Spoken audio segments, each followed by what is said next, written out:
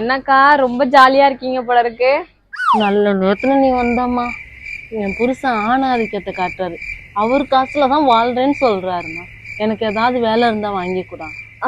Well உங்களுக்கு ஏத்த மாதிரி இப்ப வேலை நான் எந்த ஓனரை பிடிச்சி ஐய ஓனர் கிணறுட்டெல்லாம் நான் வேலை பார்க்க பண்ணேன்.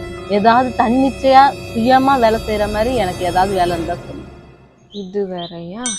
வேலை தேடி தரதே பெருசு, இதுல ஓனர் கிட்ட வேலை பார்க்க மாட்டாங்க. சரி, ஒரு வேலை இருக்குக்கா. நீங்க வரும்பொழுது ஒரு கேப்பு, ஒரு கண்ணாடி, பெரிய பேக் எடுத்துட்டு வந்துருங்க. ஒரு நிமிஷம் வெயிட் பண்ணு, உடனே உன்னோடய வந்துடுறேன். வீரமணி, இனிமேல் நானும் வேலைக்கு போயிட்டேன். ₹1 காசுனாலும் என் காசு. உன் காசுல வாழ்றேன்னு இனிமேல் சொல்லவே முடியாது. இங்கதான்க்கா உங்க வேலை, ஆரம்பிங்க.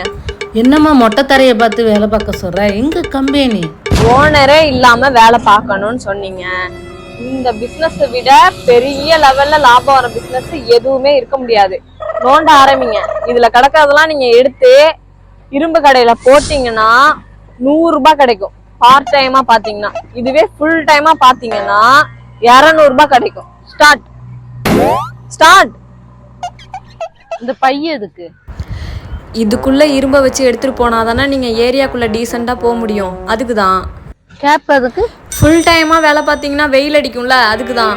எந்த வேலையா இருந்தானே சுயமரியாதை தான் முக்கியம். செய்யறேன்.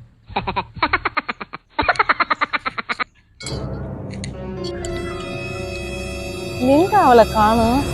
நான் இங்க இருக்கேன். எனக்கும் கொஞ்ச நாளா வீட்டுல சுயமரியாதையே இல்ல.